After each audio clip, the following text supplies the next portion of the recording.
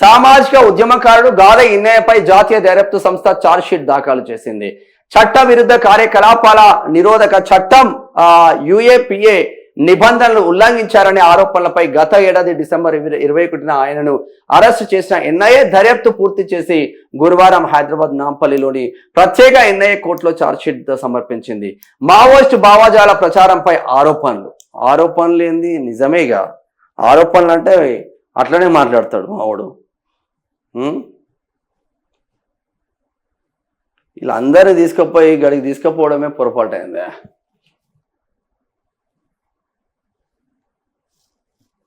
ఇదే కదా.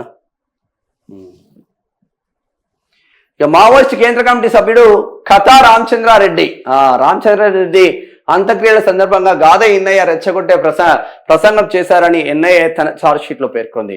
ఆ కార్యక్రమంలో మావోయిస్టు సిద్ధాంతాలను ప్రోత్సహించేలా సుమారు 200 మందిని ప్రభావితం చేశారని ఆరోపించింది. విప్లవం చనిపోకూడదు అంటూ వ్యాఖ్యలు చేసినట్లు ఆ అభియోగం. విప్లవం చనిపోకూడదు, అంత్యక్రియల వేదికపై విప్లవం చనిపోకూడదు అంటూ మావోయిస్టు భావజాలాన్ని ప్రోత్సహించే వ్యాఖ్యలు చేశారని ఎన్ఐఏ ఆరోపించింది.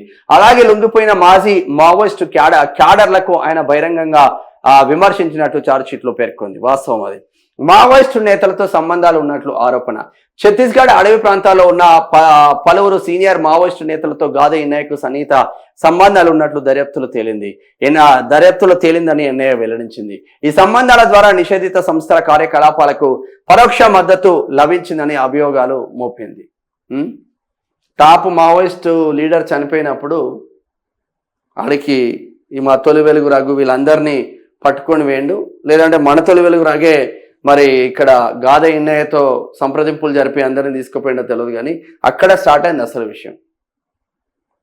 అక్కడి నుంచి స్టార్ట్ అయింది. చాలా డేంజర్ పరిస్థితిలోకి వెళ్ళింది. భారత్ బచావో సంస్థ ద్వారా ప్రచారం చేసినట్లు పేర్కొనే ఎన్ఐఏ.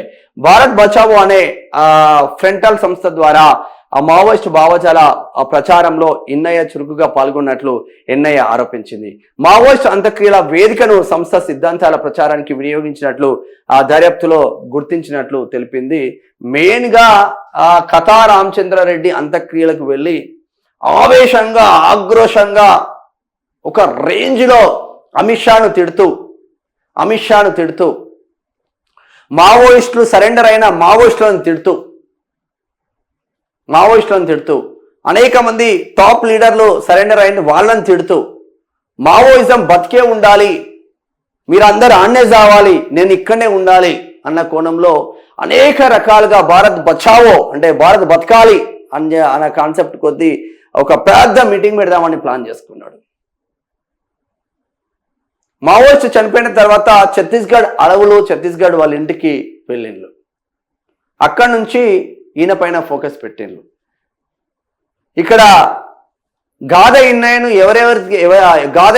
ఎవరెవరికి సంబంధాలు ఉన్నాయో అని ప్రతి ఛానల్ జర్నలిస్ట్కి నోటీసులు ఇచ్చిండ్రు ఎన్ఐఏ. మరి ఏమవుతుందో చూడాలి. ఇక ఛార్జ్షీట్ వేసిందంటే శిక్ష అనుభవించక తప్పదు అని ఇంకొక చర్చ జరుగుతుంది.